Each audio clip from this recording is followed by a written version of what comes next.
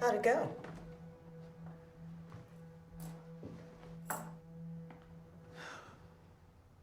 What was that Frederick Douglass quote your father was always so fond of reciting?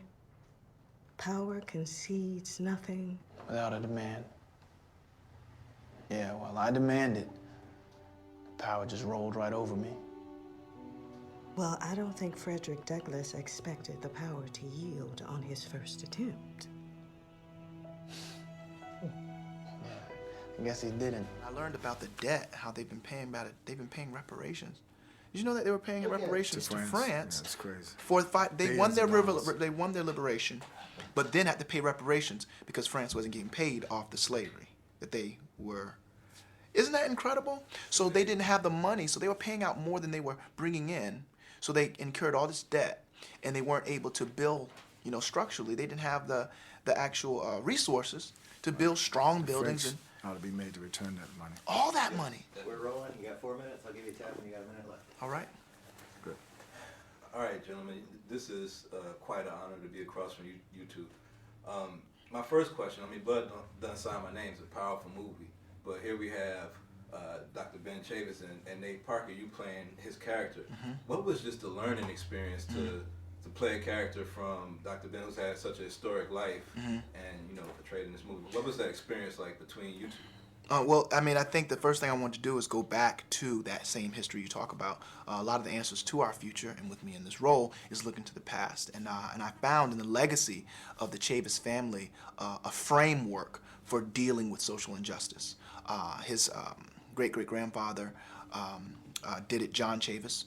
He taught in the 1800s. He taught slave children and was killed for it, was beat to death. His father, Ben Chavis Sr., and all the things he did for the community. And then, Dr. Chavis, Dr. Ben Chavis, here in this film, at 22 years old, he, being a student that just came home from college, stepped into that need in his community of being a community leader. And he was a student leading students. So that's what drew me to it. His life is so rich. He's a hero. Along the lights of all of our heroes. And it was another story that had been swept under the rug, so it was attractive to me immediately to put that in the forefront of our minds as a model to create change now in 2010. Use that model as the young person leading young people toward adversity, into a way where they can get through adversity. You can have whatever you can take. Yeah. That's right. Yeah. But you can only keep what you can hold. That's right, we're gonna keep it. Keep what, Gerald?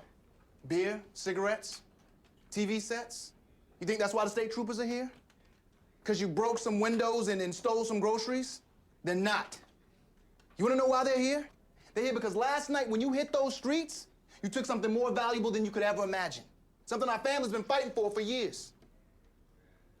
I'm talking about equality. And they're not gonna let you keep it without a fight. I ain't giving it back. Me neither. Good. Mr. Chavis! Mr. Chavis, where you going? Nice! Come on!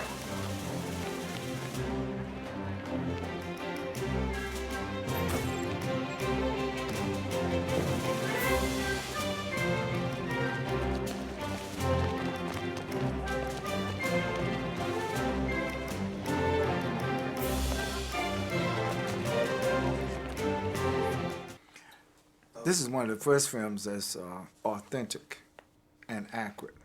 And what I mean by that is that Jeb Stewart, who's also a Southerner from North Carolina, I think pushed the envelope being the director. Nate playing me in the movie was exactly like it happened. He captured those experiences, and you could see in Nate's facial expression the weight of decision. What do I say to people who are angry, who have been done wrong?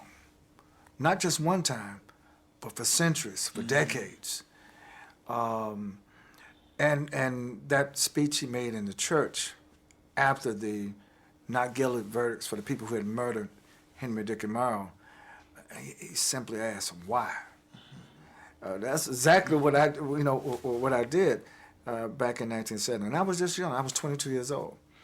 And I think that's the message of this movie, is that young people can change themselves, they can change their community, they can change the world.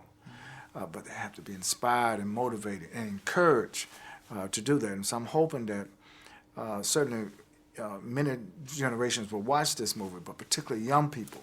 There's a real message in this movie, and the role that Nate played in the movie I thought was central to the thrust of the movie.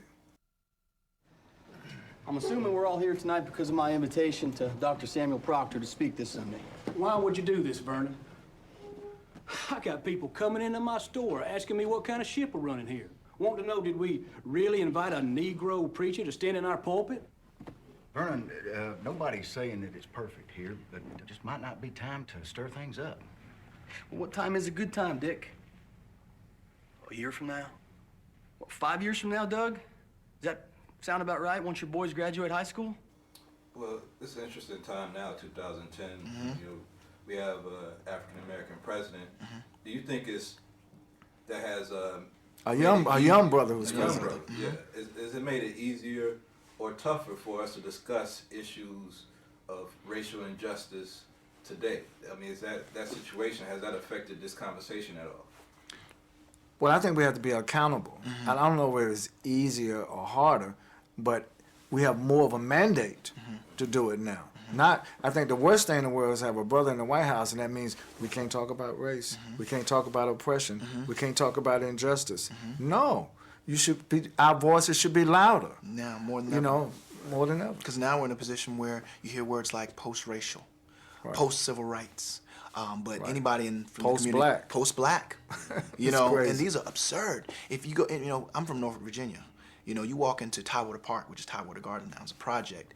It doesn't take long for you to look around and see injustice. You go to any prison system in the country, it doesn't take long to realize that black people have a lot to fight for. If we're to go move in this era of post-black, then we would have to ignore black issues. And to ignore black issues, I think, is a death sentence for black people. Exactly. Shortly after the scene in Oxford, which was in 1970, later that year, I went to Portsmouth, Virginia, Tidewater, where Nate is from, went to jail, trying to save I.C. Norcom High School. And then, of course, the Wilmington 10 situation happened. So there's a whole continuous struggle of mobilizing and organizing young people to make the critical difference. And I think the masses of black youth, whether in America or anywhere else in the world, have a responsibility not to relax, not to be satisfied with not knowing the information. There's so much information out here now, but it has to be properly presented so people can be properly inspired. Well, one of the things that you did in this movie is that you fought back economically. Your movement was to pull the dollars together and not spend it with the people that's been oppressing. When it came to that, keep in mind, you have to use what you have in your hand. And all of us as consumers have a lot in our hands, but we should be much more accountable how we spend our money. That's right. I mean, the black community spent $900 billion, you know, and we don't control 2% of you know, our own communities. Right. You know, it's like you know, we're taught to take our money elsewhere, while other, you know, minority groups usually come into our community. When we get on the train to go elsewhere, they come into our community to open up shops. So we're spending all this money, but that money is not being recirculated back in our community.